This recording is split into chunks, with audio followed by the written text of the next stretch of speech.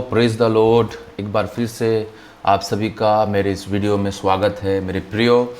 और I hope आप सभी बहुत अच्छे से शिक्षा को, मसीह शिक्षा को ग्रहण कर रहे हैं और अपने जीवन में आत्मिक उन्नति को पा रहे हैं। आज हम जो सेशन करने वाले हैं उसमें हमारा टॉपिक होने वाला है basic arguments of the unity of आइजाया, अर्थात वन ऑथर ओनली, एक ही ऑथर हैं। हमने पिछले वीडियो में देखा था basic arguments of higher criticism, जिसको हमने डिस्ट्रक्टिव क्रिटिसिज्म भी कहा था। और अगर आपने इस वीडियो को नहीं देखा है तो आप पिछले सेकेंड एपिसोड में जाके इस वीडियो को देख सकते हैं, और इससे पहले जो इंट्रोडक्शन है फर्स्ट एपिसोड में आप उसे देख सकते हैं। और कुछ ही एपिसोड्स के बाद हम डायरेक्ट यशायाह की पुस्तक में चैप्टर फर्स्ट चालू करेंगे, जिसमें हम इन डेप्थ स्टडी करने वाले हैं वर्स बाय वर्स। जी हाँ, वर्स बाय वर्स, एक एक चीज़ को मैं आपको समझाता चलूँगा और आप निश्चय, मुझे विश्वास है कि आप ज़रूर इसमें से बहुत से आशीष को लेंगे। हाँ, ये पीडीएफ जो है वो इंग्लिश में है और मैं चाहता था कि इसको हिंदी में आपके लिए लाऊं, पर हिंदी में और भी ज़्यादा कॉम्प्लिकेटेड ये हो जाता है। तो आप हिंदी ये मत सोचिए कि इंग्लिश में तो मैं समझ नहीं सकता, मैं आपको सब चीज़ समझाता चलूँगा हिंदी में अच्छे से। इसलिए आप इस वीडियो में बने रहिए। अपने प्रभु पर विश्वास कीजिए, उस आपको सब कुछ पवित्र आत्मा अगुवाई करेगा और सब कुछ आप अच्छे समझ जाएंगे। चलिए हम शुरुआत करते हैं आज के इस टॉपिक लेशन को। हमारा टॉपिक है basic arguments of the unity of Isaiah, that is one author only. तो सबसे पहले हम देखेंगे the testimony of the testimony of the New Testament. जी हाँ, the testimony of the New Testament मतलब नए नियम की गवाही। नए नियम की गवाही क्या कहती है हम देखते हैं आइजाया के किताब को लेकर। Isaiah is quoted more often than all other prophet combined. पूरे प्रॉफिट को मिला के भी न्यू टेस्टिमेंट में, नए नियम में सबसे ज़्यादा जो कोट किया गया यीशु मसीह ने और बाकी सब प्रेरितों ने उस यशायाह का, ठीक है। तो यशायाह का जो बहुत सारे वचन को नए नियम में कोट किया गया है, ठीक है। That is seen, that B point कहता है, that is seen in the fact that there are about 308 quotation from और reference to Isaiah in the New Testament. लगभग 308 कोटेशन नए नियम में यशायाह के किताब से इस्तेमाल किया गया है, ठीक है। This quotation involve 47 of the 66 chapter in यशायाह। तो जिसमें से इस कोटेशन जो उसमें यूज किया गया है, कम से कम 47 चैप्टर्स को यूज किया गया है 66 चैप्टर में से। Okay, now in fact Isaiah is cited by name 21 times and all 3 of the divisions are credited to him, ठीक है। आइजाया का जो नाम इस्तेमाल किया गया है 21 बार नए नियम में इस्तेमाल किया गया है, ठीक है। हम पॉइंट ई को देखते हैं। यहाँ लिखा है, we have seen already that our Lord and his apostle cite the whole book of Isaiah with more frequency than any other part of the Old Testament. It now become a question of historical interest at least in what capacity and character Isaiah is just quoted and what with authority he seems to be invested in the new system. यहाँ पर बोल रहे हैं, यहाँ पर ये points बोलता है कि जो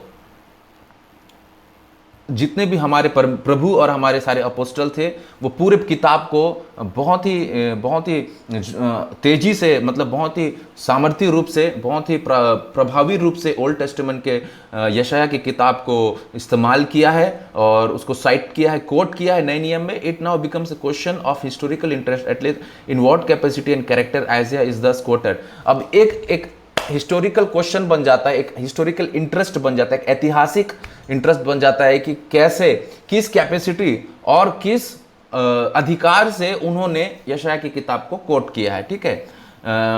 मतलब नया नियम में किस अधिकार और किस कैपेसिटी से कोट किया है, क्या उसका जो फाउंडेशन है, जो उसकी नींव क्या है, ठीक है, क्यों उन्होंने न्यू टेस्टामेंट में यशायाह की किताब को साइट किया है। The simple fact that he is there so often quoted when connected with another disputed fact to with that his writings even at the early date held a conspicuous place among the sacred scripture of the Jews।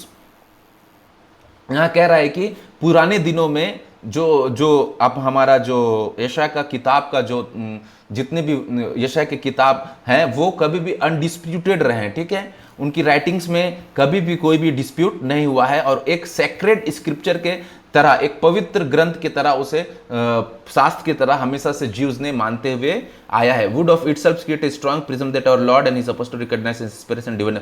और इसी से हमको साबित होता है कि हमारे प्रभु और हमारे सारे प्रेरित एक यशायाह की किताब को एक इंस्पिरेशन और एक डिवाइन अथॉरिटी मानते हुए उस बुक को आज के नए नियम में उन्होंने क्या किया है, उसको क्या किया है, इस्तेमाल किया है। और यहाँ आगे मैं आपको थोड़ा इसको पढ़ाना चाहूंगा। यहाँ लिखा है यहूदियों के विश्वसनीय शास्त्र, मतलब इरा ग्रामाटा ग्राफाई अज्ञा, ठीक है, इसके अनुसार यहूदा की विश्वसनीय शास्त्र, उसका नाम है एक इरा ग्रामाटा ग्राफाई अज्ञा, अपने आप में एक मजबूत धारणा बनाते हैं कि हमारे प्रभु और उनके प्रेरित ने उनकी प्रेरणा और दिव्य अधिकार को पहचाना। हालांकि हमें इसे संयोग से अनुमान लगाने के लिए नहीं छोड़ा गया है, क्योंकि यह सीधे तौर पर यशायाह नाम के साथ पैगंबर की उपाधि के लगातार संयोजन में साबित होता है। ठीक है, और यहाँ पर फिर हम देखेंगे कुछ यहाँ पर कुछ रेफरेंसेस दिए हुए हैं मत्ती 3, और इसके अनुसार इस रेफरेंस के अनुसार बार बार यह कथन कि उन्होंने प्रेरणा से भविष्यवाणी की या बात की कि इस बात, फिर इसके बाद रेफरेंसेस के में इसके अनुसार इस बात की स्पष्ट घोषणा करके कि उनकी कुछ भविष्यवाणियां मसीह और उनके समकालीनों के इतिहास में पूरी हुई। हाँ, किसकी भविष्यवाणियां? यशायाह की भविष्यवाणियां मसीह के काल में, मसीह के समय में और उनके समकालीनों के इतिहास में पूरी हुई है। यस, हम जब मत्ती की किताब पढ़ते हैं, नए नियम पढ़ते हैं, हम वहाँ बहुत से भविष्यवाणियों को देखते हैं कि वो सारी भविष्यवाणियां पूरी हो चुकी हैं। और इससे भी अधिक उल्लेखनीय कथन द्वारा कि यशायाह ने मसीह को देखा और उसकी महिमा के बारे में बोला। यूहन्ना के 12 चैप्टर 41 वर्स को मैं आपको पढ़ के दिखाना चाहूंगा। यहाँ क्या लिखा है? ठीक है, यहाँ लिखा है, देखिए, यशायाह ने यह बातें इसलिए कही कि उसने उसकी महिमा देखी और उसने उसके विषय में बातें की। तो हाँ मेरे प्रियो, हमने देखा कि क्राइस्ट यशायाह saw Christ in spec of his glory. यशायाह ने प्रभु को देखा और उसकी महिमा के बारे में बातें की। उसके बाद यहाँ यह महिमा के बारे में बोला। यहाँ लिखा है यूहन्ना 12:41 में। ठीक है, यह अभिव्यक्ति इस बात को संदेह की सभी संभावनाओं से परे रखती है कि नया नियम यशायाह को ईश्वर से प्रेरित सबसे सख्त और उच्चतम अर्थ में एक पैगंबर के रूप में वर्णित करता है। जी हाँ, नया नियम यशायाह को एक सख्त और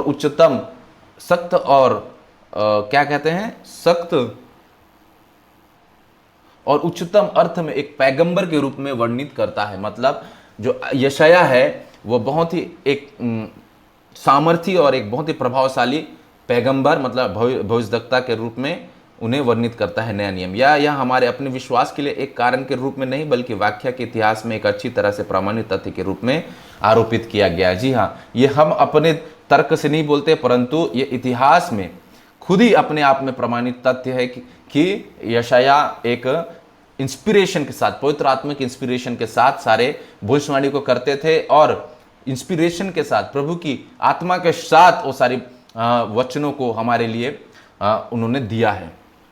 ठीक है, हम आगे बढ़ेंगे। तो ये कमेंट्री आप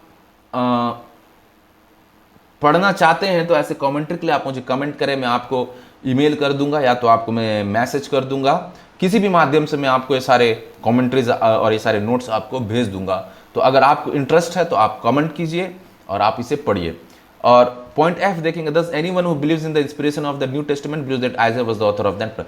जो भी आज इसी हिसाब से जब इतने सारे कोटेशंस को जब नए नियम में हमारे प्रभु ने और प्रेरितों ने इस्तेमाल किया है, और हम जब नया नियम में विश्वास करते हैं, इसका मतलब हम पुराने नियम के जो यशायाह की किताब है उसमें जितने भी इंस्पिरेशन है उसमें भी हम विश्वास करते हैं। तो इसका संदर्भ यही निकलता है, इसका समरी यही निकलता है, कि हमारा समरी यही निकलता है कि यशायाह जो यूनिटी ऑफ यशायाह है, ये हमें बताता है कि जब हम नए नियम में विश्वास करते हैं, प्रभु में विश्वास करते हैं, तो हमको यशायाह की किताब में भी विश्वास करते हुए चलना है। उन हायर क्रिटिसिज्म के लोगों के ऊपर हमको विश्वास नहीं करना है, उन एरोगेंस लोगों के ऊपर हमको विश्वास नहीं करना है जो प्रभु की वचन को तोड़ फोड़ना चाहते हैं और जो अपनी इच्छाओं को, अपनी मोटिव्स को, अपनी अधिकार को बनाना चाहते हैं और प्रभु के काम को छोटा करना चाहते हैं। ऐसे लोगों से हमें बच के रहना है मेरे प्रियो। और आगे बढ़ते हुए हमें बहुत सी चीजों को सीखना है।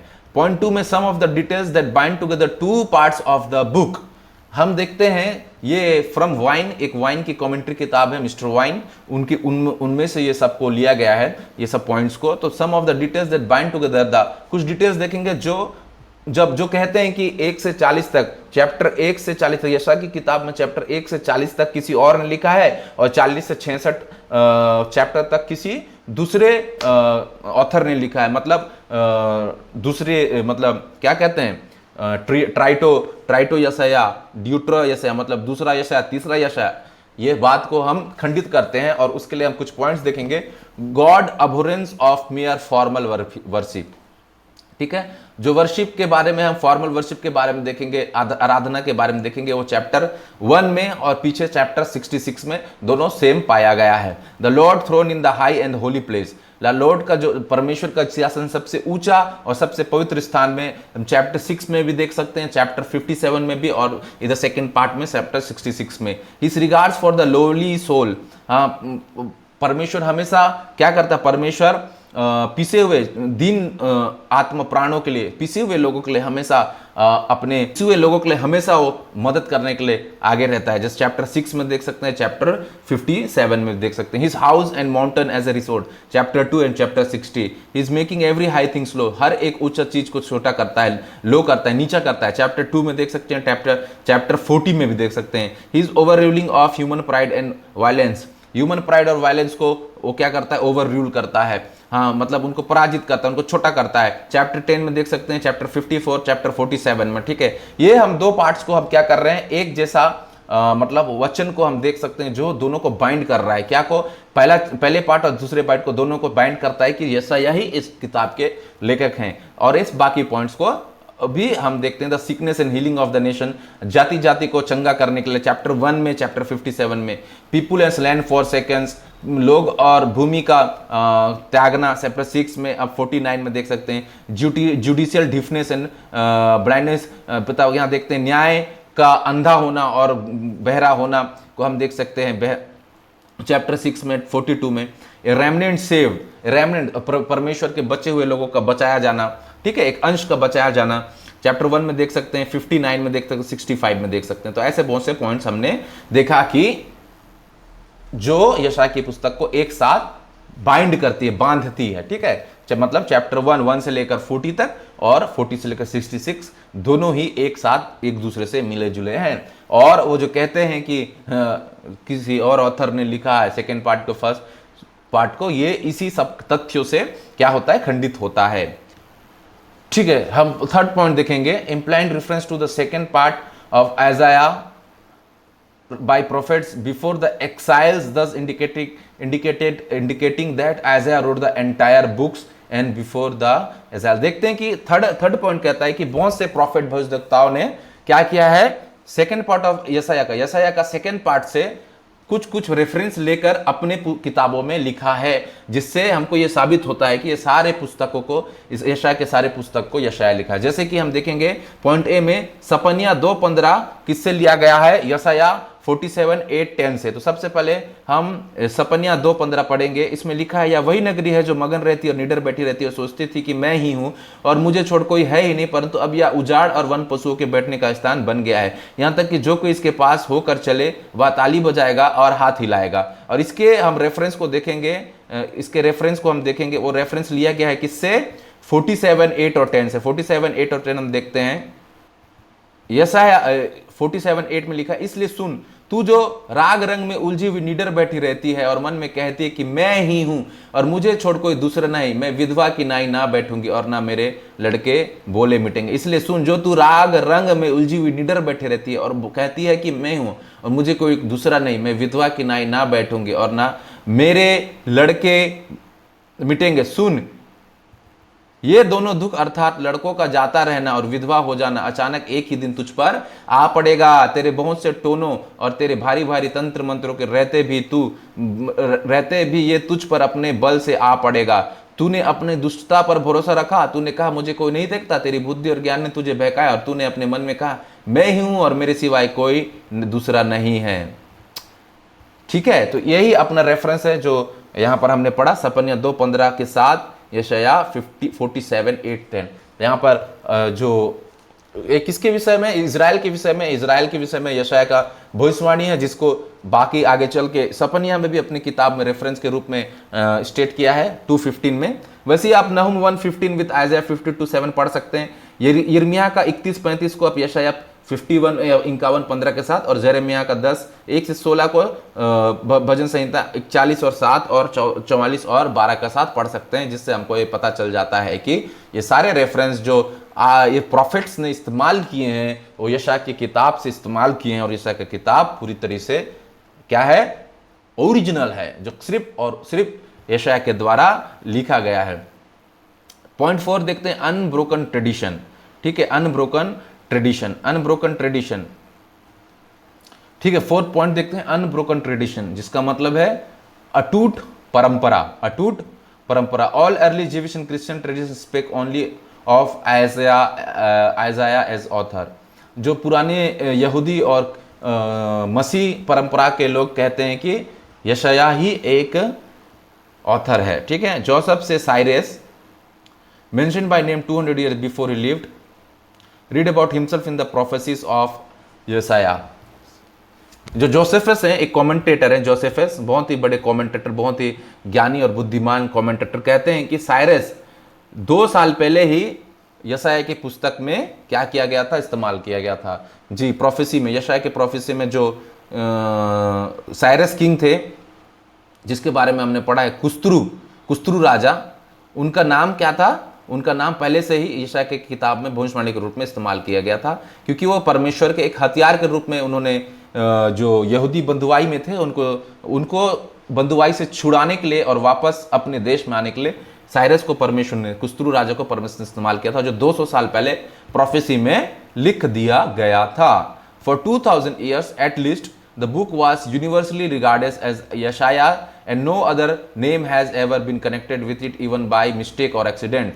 क्या लिखा है, for 2000 years at least the book was universally as यशाया। 2000 साल तक बुक क्या था, यशाया के नाम में रिकॉर्डेड था कि यशाया ने इसको लिखा है। It is just such a book as the necessity of the age might been expected to call for its genuineness, therefore as a writing of age is not a fact requiring demonstration by detail and special proof, but one attested both by its external history and its internal structure, unless positive reasons can be given for rejecting and conclusion with appear not any obvious but avoidable। मैं आपको इसको हिंदी में पढ़ा देता हूँ। ये Alexander का एक कमेंट्री है। मैं आपको बताया था पहले से कि कुछ कमेंट्री आपको पढ़ाता चलूंगा, जिसमें से अलेक्जेंडर, मिस्टर वाइन और ऐसे कुछ लोगों का कमेंट्री हम इस नोट्स में ऐड किए हैं। ठीक है, यहाँ कहते हैं कम से कम 2000 वर्षों तक इस पुस्तक को सार्वभौमिक मतलब यूनिवर्सल रूप से यशाया की पुस्तक माना जाता है, और कभी भी किसी अन्य नाम को किसी भी अन्य नाम को भूल या दुर्घटना से भी इसके साथ नहीं जोड़ा जाता। ठीक है, भूल से भी इसके साथ किसी और नाम को जोड़ा नहीं जाता, क्योंकि पूरी किताब को यशाया ने लिखा है। यह ठीक वैसी ही पुस्तक है जैसे उस युग की आवश्यकताओं के अनुसार अपेक्षित था। ये पुस्तक ऐसा ही है जैसे उस युग में उनको आवश्यकता था, अपेक्षित था। इसलिए यशाया की पुस्तक के रूप में इसकी प्रामाणिकता एक ऐसा तथ्य नहीं जिसके लिए विस्तृत और विशेष प्रमाण की आवश्यकता हो। इसके लिए ऐसा कोई भी प्रमाण की आवश्यकता नहीं जिसको हमको साबित करने की जरूरी है कि हम उसको साबित करें कि ये यशाया ने लिखा है, बल्कि यह अपने बाहरी इतिहास और आंतरिक संरचना दोनों से प्रमाणित हो जाता है, जब तक कि ऐसे निष्कर्ष को अस्वीकार करने के लिए सकारात्मक कार्य नहीं दिए जा सकते हैं जो न केवल स्पष्ट बल्कि अपरिहार्य प्रतीत होते हैं। ठीक है, तो हम पॉइंट 5 देखेंगे, discovery of the Isaiah scroll among the Dead Sea Scrolls 1947। ये बहुत ही पॉपुलर वर्ड है, पॉपुलर जिसे सबने सुना होगा। डिस्कवरी ऑफ यशाया का स्क्रॉल जो डेड सी स्क्रॉल्स कहते हैं, जिसे हम 1947 में उन्होंने पाया था। ठीक है, chapter 40 begins on the last line of the column with contents 38.9 and 39 के 8 वर्स है।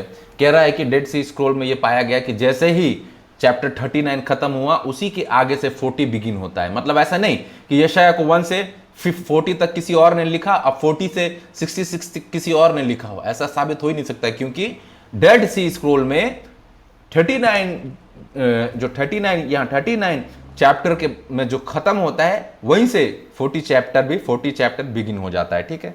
This is suppose to be the first chapter of the second author work.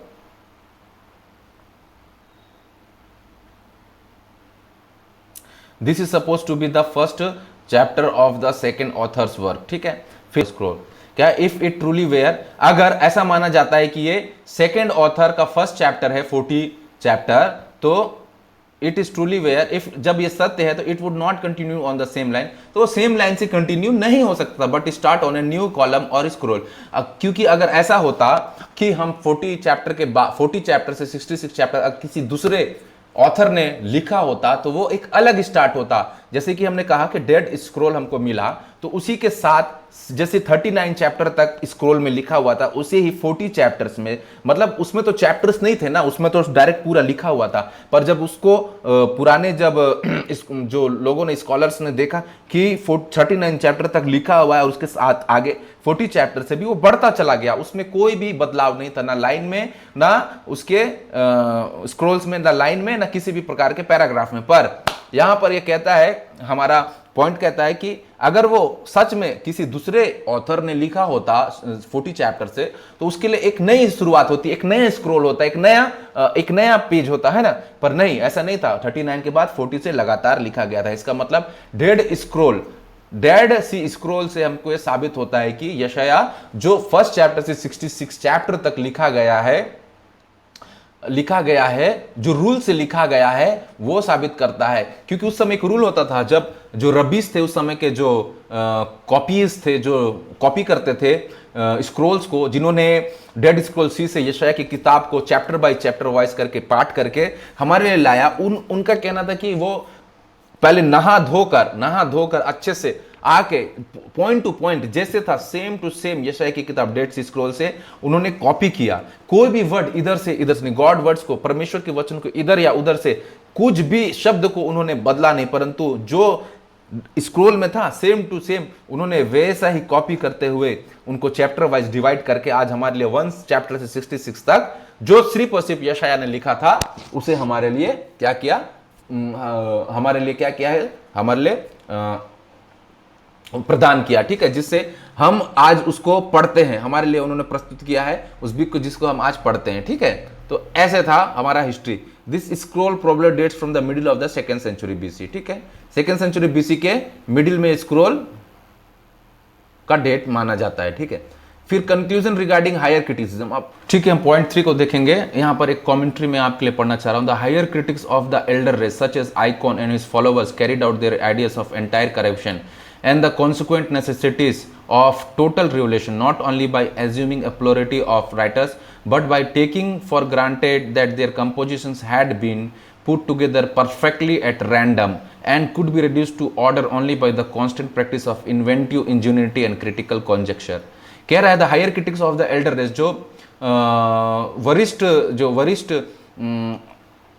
जाति के आलोचक थे, जो वरिष्ठ जाति के आलोचक थे, जैसे कि आइकॉन और उसके अनुयायी, एक आइडिया था उनका, एक भ्रष्टाचार से भरा हुआ एक आइडिया था, एंड द कॉन्सिक्वेंट नेसेसिटी, और उनका जो भ्रष्टाचार से भरा हुआ आइडिया ये नहीं कहता था ओनली कि प्लूरिटी ऑफ राइटर्स में विश्वास करते थे, ठीक है, not only by assuming a plurality of writers but by taking for granted, पर वो ये चीज को हल्के में रहते थे that their composition had been put together perfectly at random, और वो कहते थे कि जो उनका जो कंपोजिशन है, जो उनका जो बनाया हुआ जो तर्क है वो परफेक्ट है, वो एक जगह में परफेक्ट है, और उसे and could not be reduced in order only by the conscious practice of inventive ingenuity and critical, और कहता है कि उस ऑर्डर को रिड्यूस नहीं कर सकते बाय द, क्या could be reduce to order only by the constant practice of inventive ingenuity, और क्या करते हैं आविष्कारशील, मतलब इन्वेंटिव इंजेन्युइटी मतलब होगा कि एक क्लेवर आइडिया, ठीक है, एक ओरिजिनल आइडिया, और एक क्रिटिकल स्पेक्यूलेशन, एक क्रिटिकल कॉन्जिकर्स, मतलब एक बहुत ही क्रिटिकल स्पेक्यूलेशन के बिना उसको रिड्यूस नहीं किया जा सकता, मतलब एक ओरिजिनल आइडिया को लाके और एक इंपॉर्टेंट स्पेक्यूलेशन को लाके उसको हम क्या रिड्यूस नहीं कर सकते। This the practical effect of this hypothesis we are valuable only as exhibiting their, और इससे हमको ये साबित होता है कि इनका जो हाइपोथेसिस है वो पूरी तरह से मूर्खता से भरा हुआ है। जैसे कि हम यहाँ पढ़ेंगे हिंदी में, आइकॉन और उनके अनुयायी जैसे वरिष्ठ जाति के उच्च आलोचकों ने संपूर्ण भ्रष्टाचार और उसके परिणाम से संपूर्ण क्रांति की आवश्यकता के अपने विचार को न केवल लेखकों की बहुलता मानकर बल्कि यह मानकर भी लागू किया कि उनकी रचनाएं पूरी तरह से यादृच्छिक रूप से एक साथ रखी गई। यादृच्छिक रूप से मतलब परफेक्ट रूप से एक साथ रखी गई और उन्हें केवल अस्वीकारशील सरलता और आलोचनात्मक अनुमान के निरंतर अभ्यास द्वारा ही क्रम में लाया जा सकता है। वही मैं बता रहा हूं ना, अस्वीकारशील मतलब ओरिजिनल आइडिया की सरलता और आलोचनात्मक अनुमान मतलब क्रिटिकल स्पेकुलेशन के निरंतर अभ्यास द्वारा ही क्रम में लाया जा सकता है। मतलब ये सब उसको हम ओरिजिनल आइडिया और क्रिटिकल स्पेकुलेशन के द्वारा उन्होंने जो कंपोजिशन बना कर रखा है उसको क्या कर सकते हैं, हम ऑर्डर में ला सकते हैं, उसे हम क्या कर सकते हैं, खंडित कर सकते हैं। पर अलेक्जेंडर कहते हैं इस परिकल्पना के व्यवहारिक प्रभाव केवल उनकी मूर्खता को प्रदर्शित करने और अधिक तर्कसंगत विचारों के प्रति प्रतिक्रिया उत्पन्न करने के रूप में मूल्यवान थे। ठीक है, तो ये खाली उनकी जो कल्पनाएं हैं, उनकी जो कंपोजिशंस है, वो सारे ये जितने भी हाई क्रिटिक्स के लोग हैं वो सब मूर्खता है, ऐसा अलेक्जेंडर कमेंट्री में अपने लिखते हैं और जिसे हम भी खंडित करते हैं और हम भी मानते हैं। ठीक है, नाउ मेरे प्रियो, ये जो थर्ड सेक्शन में आ गए हम, हिस्ट्रिकल सर्कमस्टेंसेस सराउंडिंग आइज़ायाज प्रोफेसी, इसको मैं आपको नेक्स्ट वीडियो में बताऊंगा और उसके बाद फिर हम यसा के किताब में जाएंगे क्योंकि वीडियो लंबा हो रहा है। इस एपिसोड 3 को प्लीज आप अपने फैमिली के साथ शेयर करें और अपने दोस्तों के साथ शेयर करें। आशीषित बने, आशीषित करें और प्रभु की महिमा हो। शालोम।